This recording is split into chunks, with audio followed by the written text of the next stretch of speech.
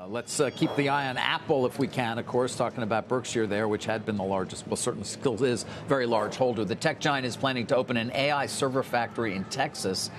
This is part of the announcement, at least, of a massive investment in the U.S. Deirdre Bosa joins us. She's in San Francisco. Has more for us on exactly what's behind this plan. Deirdre. Hey, good morning, David. So let me give you a few more details.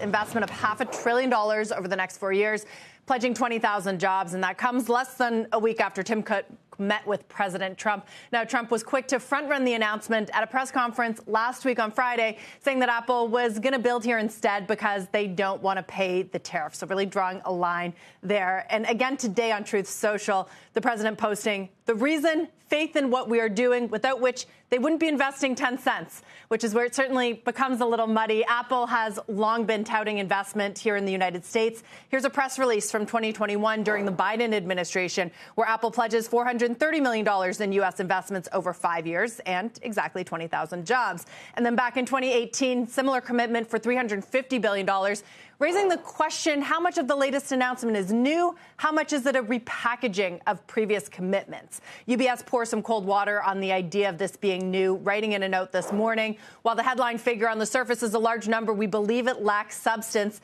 at this juncture based on history. It also points out that Apple's infrastructure strategy is very different than that of the hyperscalers. Apple spends a lot less. It estimates $10 billion versus roughly $200 billion for Meta, Microsoft, and Amazon and Google in 2024.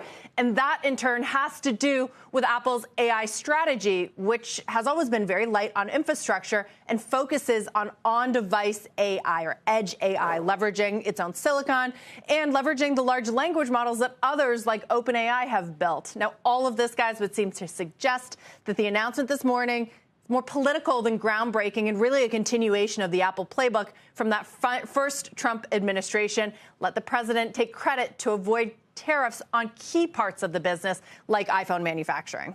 Yeah, not dissimilar, Deirdre, in some ways from something else you've covered closely, the Stargate announcement, for example, pitched as though it was all done up in a week or two, when in fact, obviously, the plans had been in place for many months.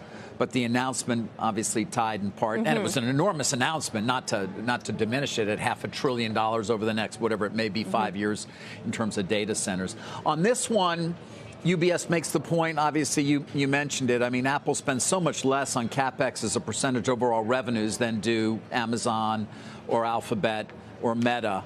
And they seem to indicate that if they were really to move up, the buyback might be in question as well, right? Right. They would have to sort of reallocate capital and, I mean, really enter a game that they haven't been in, right? That they would be starting on the back foot. However, you could argue that new trends in artificial intelligence like distillation could allow them to catch up faster. But again, this would be a very big shift. And I did find the data center piece of this very interesting and new potentially. What would they do with that space? But I mean, we know that Apple hosts a lot of cloud computing, even for its own users. That could be one reason. David, I'm glad you pointed out Project Stargate. It really sort of tells you how difficult it is to track these things. Has Apple added 20,000 jobs since that pledge in 2021 and again in 2018? It's hard to track that. You can look at their own workforce, but, something like Masa-san has done. He can say, well, we invested in all these startups that created jobs. So, it's nuanced and it's difficult to judge, but we'll see what other details come out, Sarah. Do they get any tariff relief? Don't they still have to pay the higher tariffs? Yeah, I think we're going to see. In China? It's a great point. And this would all arguably be to avoid those tariffs. We'll see if that actually works. Okay, Deirdre, thank you. Deirdre Bosa.